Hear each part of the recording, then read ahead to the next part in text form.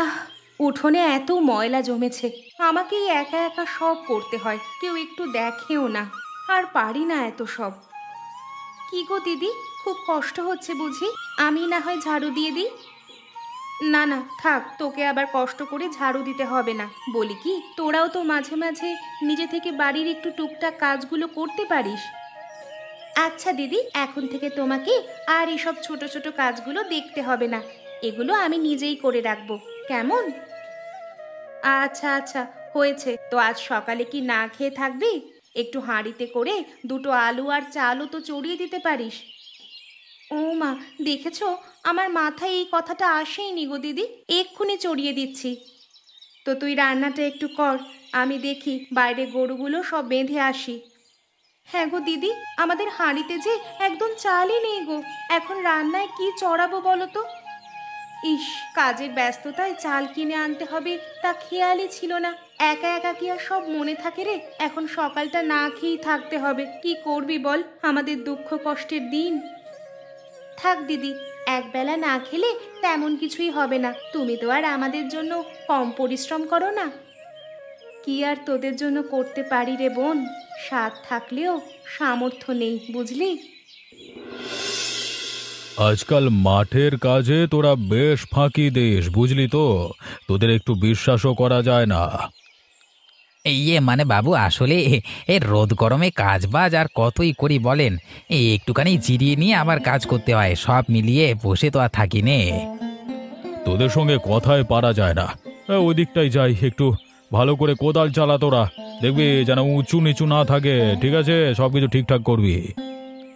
করছি বাবু, আপনি এত ব্যস্ত হবেন না। আপনি ওখানে বসে আমরা কি করছি মানে, আপনাকে তো বলছি এই খগের থাকতে কাজের কোনো চিন্তা করতে হবে না, আমরা আছি। আচ্ছা, বুঝেছি। তা খগেন, সামনে তো বর্ষা চলেই এলো রে। এবার বিলের মাছ টাছ ধরে খাওয়াবি তো, হ্যাঁ? সে তো প্রতিবারই খাওয়াই। ও বিল তো আপনাদের জমিদারি সম্পদেরই অংশ। তা আপনাকে খাওয়াবো না তো কোথায় খাওয়াবো? অনেকদিন গ্রামের ভেতরে যাওয়া হয় না, বুঝলি? পাড়ায় কে কেমন আছে জানতেও পারি না। কমাস হলো ব্যবসার কাজে এমন জড়িয়ে পড়েছি যে গঞ্জ থেকে ফিরতেই রাত হয়ে যায়। আমাকে জিজ্ঞেস করলেই তো বলে দিতে পারবো। আমি তো এই গ্রামের কে কি করছে সব একেবারে চোখ বন্ধ করে বলে দিতে পারবো। তুই তো শয়তানি কাজ ভালোই পারিস। তা কি আমাকে নতুন করে আনবার কথা বলতে হবে নাকি? চি চি চি চি, এমন করে বললে আমার বড় লজ্জা পায় বাবু। মানে এসব কাজ করতে মানে একটা আলাদা আনন্দ লাগে বাবু। তোর তো আনন্দ লাগবেই, আর অন্যের যে সে কারণে জ্বালা হয় সে কি জানিস? তা জানি বই কি, কিন্তু কি করব, আরে স্বভাব তো আর সহজে বদলানো যায় না। আজ বড্ড বেলা হলো, আমি চলি। আর কাজগুলো ভালো করে শেষ করে ফিরবি, কেমন?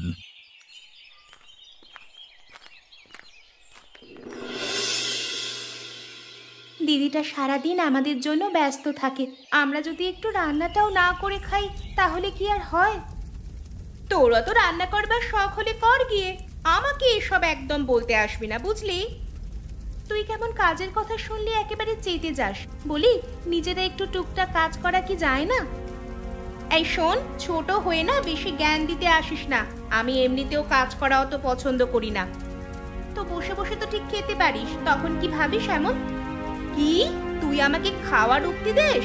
যত বড় মুখ নয় তত বড় কথা। আজ তুই ছোট বোন না হলে ঠিক তোকে বুঝিয়ে দিতাম। হ্যাঁ, কি আমাকে তুই মারতে চাস? এই বাড়িতে আমি আর দিদি ছাড়া কে কাজটা করে শুনি? আজ দিদি আসুক, তারপর তোর মজা দেখাচ্ছি। যা যা, তুই আর কি মজা দেখাবি? আমি কি এসবে ভয় পাই নাকি? তোর কি বড় দিদির জন্য একটুও কষ্ট হয় না? দিদিটা কত কষ্ট করে মাঠের কাজ করে, গরু ছাগল চড়ায়, তারপর আমাদের খাবার আনে, আর তুই সামান্য বাড়ির কাজটাও করতে চাস না?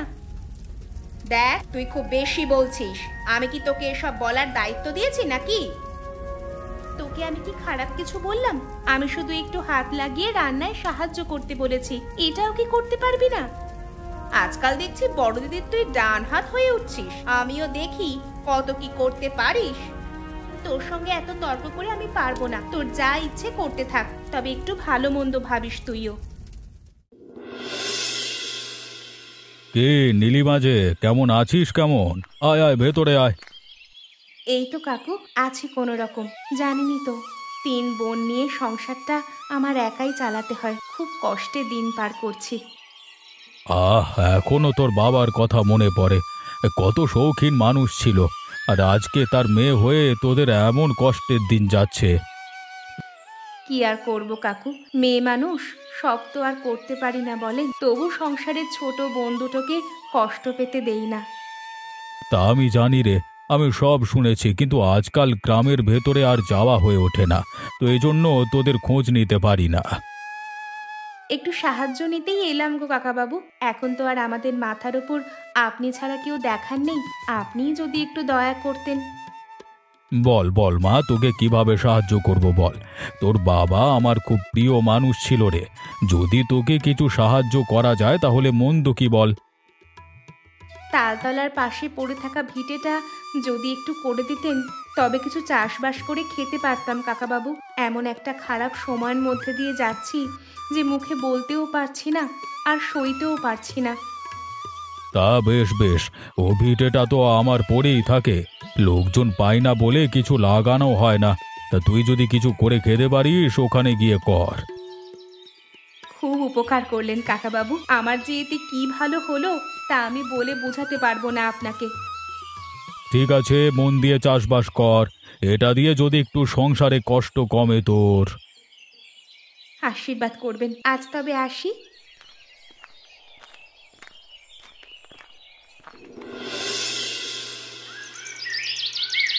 রে মুখ পোড়া, বলি এতদিনে বুঝি আমায় মনে পড়লো?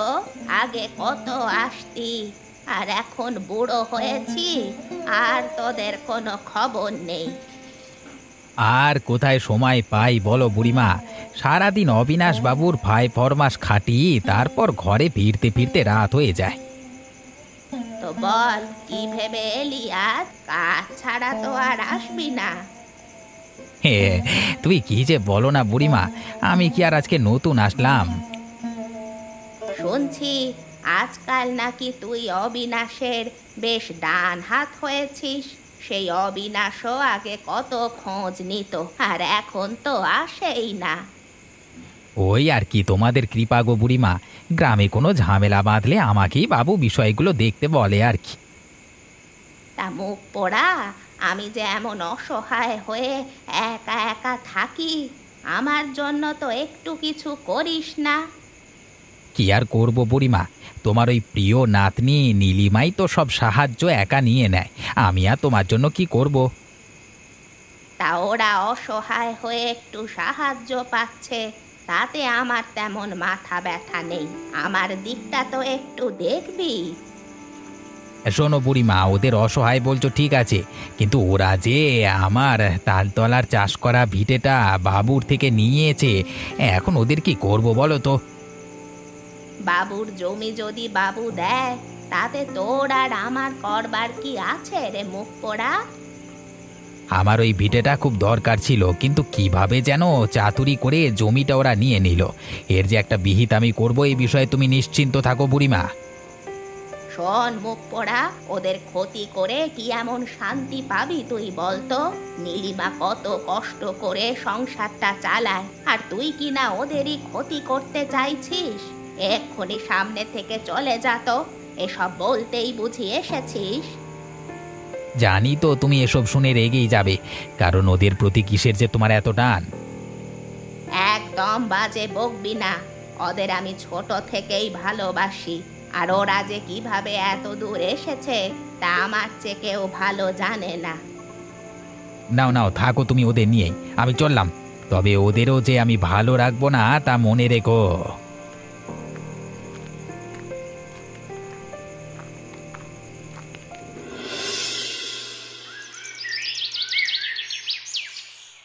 আহ, কি রোদ পড়েছে গো আজ। এমন রোদে যে কিভাবে লোকে কাজ করে, একদম হাঁপিয়ে গেলাম। তোর বুঝি কষ্ট হচ্ছে? কি করবি, আমি তো একাই করতাম এতদিন। অন্তত তুই যদি একটু সাহায্য না করিস, আমি তো আর একা এত পারি না বল। না না গো দিদি, এমন বলো না। আমার তেমন কোনো কষ্ট হচ্ছে না।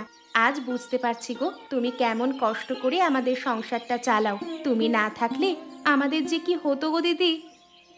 ধুর পাগলি মেয়ে, তা হ্যাঁ রে, তোর কি খুব ক্ষুধা টুধা লাগছে নাকি? আজ তো সকালে তোকে নিয়ে এলাম কাজে, রান্নাও করা হয়নি। অবশ্য একটু চিঁড়ে আর গুড় বেঁধে এনেছি।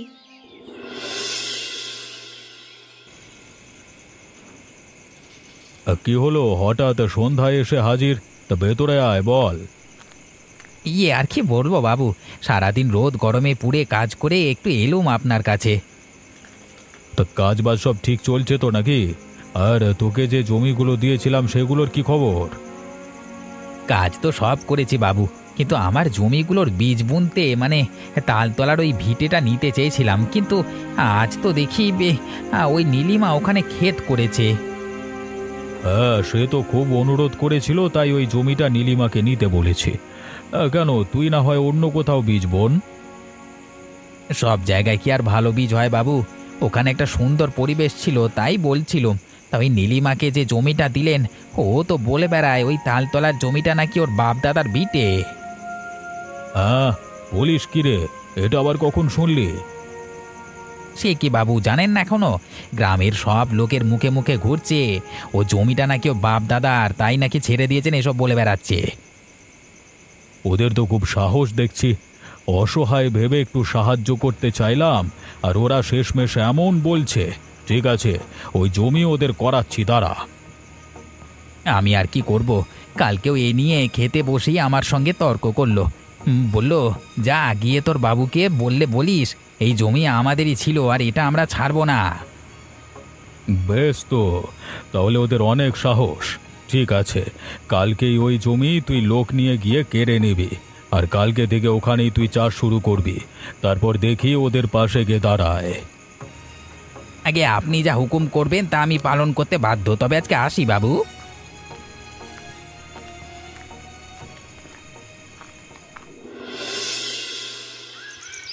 হায় রে হায়, কত অনুরোধ করে তালতলার ভিটেটা একটু চাষ করতে নিলাম, সেটাও কিনা হিংসে করে কেড়ে নিল। এখন সংসারটা কিভাবে চালাবো, আর বোনগুলোকে কিভাবে দেখবো?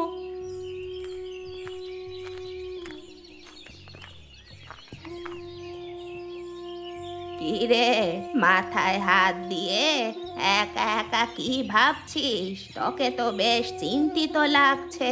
কি হয়েছে বলতো? আর কি হবে গো বুড়িমা, সব আমাদের কপাল, সবই কপাল। ওই তালতলার ভিটেটা কত কষ্ট করে ঠিক করে তাতে একটু চাষবাস করা শুরু করলাম। আজ গিয়ে দেখি ওই মরার খগেন লোক নিয়ে ভিটেটা দখল করেছে গো। সে কি, তুই কিছু বললি না পাজির হাড্ডিটাকে? ও এত সাহস পায় কোথায় রে? ওকে আর কি বলবো গো বুড়িমা, বাবুর একেবারে কাছের লোক। ও যা বলে বাবু তাই ডান কানে শোনে, আমাদের কথার তো কোনো মূল্যই নেই গো। আচ্ছা, তোকে এসব নিয়ে আর চিন্তা করতে হবে না। আমি তো আর মরে যাইনি। ছোট থেকে তো তোদের বিপদ দেখলে চুপ করে থাকতে পারি না। তুমি তো বুড়ো মানুষ, এই বয়সে তোমার আর কি বা করার আছে গো? আমার একটা ভিটে পড়ে আছে, ওখানে যদি সবাই একটু খাটিস তাহলে পেটের ভাত হয়ে যাবে। আর আমার একটা বুদ্ধি এসেছে। কি গো বুড়িমা, বলো বলো। এখন তাল পাকার সময়। আমি ভাবছি পূজা আর রাখি দুজনে কাল তাল পুকুর থেকে তাল নিয়ে আসবে, আর সেই তালের পিঠে বানিয়ে বাজারে বেচবো। কেমন হবে? তাহলে তো বেশ হয় গো বুড়িমা, আমি তবে আজকেই আমার বোনেদের বলে রাজি করাবো, কেমন? বেশ বেশ, তাহলে তুই তাই কর। আর দেখিস তোরা বেশ সুখে থাকবি। আমি চাই অন্তত তোর অসহায় 3 বোন ভালো থাক। হ্যাঁ গো বুড়িমা, এ সময় তুমি পাশে না থাকলে যে কি হতো, আমি তো হতাশই হয়ে গেছিলাম। তোদের এই বুড়িমা যতদিন আছে তোদের ভাবতে হবে না রে। আমার কথা মতো চল, দেখবি তোদের অভাব আর থাকবে না। ঠিক আছে গো বুড়িমা, আমি তোমার কথা মতোই চলবো। আজ তুমি না এলে যে কি করতাম ভেবেই পাচ্ছিলাম না। দিদি, খুব জোরে বাতাস শুরু হলো তো গো, একটু পর বুঝি ঝড় আসবে। আমার তো ভয় করছে। তুই আমাকে ভালো করে ধরে থাক। এখন কোথায় আর যাবি বল? অন্ধকারে কিছুই দেখা যাচ্ছে না, লণ্ঠনটাও বাতাসে নিভে গেল। দিদি, আকাশে কেমন বিদ্যুৎ চমকাচ্ছে দেখেছিস? এখন যদি মাথায় বাজ পড়ে গো। আরে ধুর, তুই অত ভয় পাস না, আমি তো আছি। আর আজ যদি তাল না কুড়োই, কাল বাজারে কি বিক্রি করবে বর্দি? তা তো বুঝলাম, কিন্তু এই যে বড় ঝড় উঠেছে দিদি, যদি কিছু হয়ে যায় আমাদের তখন? কিচ্ছু হবে না, আমি তো আছি। চল চল, ওই বড় গাছটার নিচে গিয়ে দাঁড়াই আমরা। যেভাবে বিজলি চমকাচ্ছে, তাতে যে কোনো সময় বড় বাজ পড়তে পারে রে। হ্যাঁ হ্যাঁ হ্যাঁ গো দিদি, তাড়াতাড়ি চলো, ওই গাছতলায় গিয়ে দাঁড়াই আগে। আয় আয়, আমাকে শক্ত করে ধরে থাক, কোনো ভয় নেই। দিদি, হে কি বিশাল বাজ পড়লো গো! ওরে বাবা, এত বিকট শব্দে বাজ পড়লো, চারিদিকে তো আলোয় ঝলসে গেল রে। দিদি, বাজটা বুঝি তাল গাছগুলোর ওপরেই পড়লো গো। আমিও তো তাই দেখলাম। চল তো একটু সামনে এগিয়ে দেখি। হ্যাঁ হ্যাঁ, তাই তো মনে হচ্ছে। দিদি দেখ দেখ, মাটিতে গোল গোল এতগুলো কি চকচক করছে রে। আরে দিদি, এগুলো তো সোনার তাল রে। হ্যাঁ, কি বলিস? দেখি দেখি, আমায় একটু দে তো। ও মা, তাই তো রে। দিদি, ওপরওয়ালা বুঝি আমাদের এবার একটু সহায় হলেন রে। চল চল, তালগুলো নিয়ে তাড়াতাড়ি সরে পড়ি। এমনিতেই আমাদের তো আবার শত্রুর অভাব নেই। হ্যাঁ, তুই ঠিকই বলেছিস। আর শোন, এই সোনার তালের কথা তুই কাউকে বলবি না কিন্তু। এই তালগুলো আমরা দুজনে ভাগ করে নেব। সে বলবো না, কিন্তু বাড়িতে গিয়ে দিদি যা বলবে তাই করতে হবে। চুপ থাক, আমরা কুড়িয়ে নিয়ে দিদিকে কেন দেব? তুই আগেই এসব বলবি না।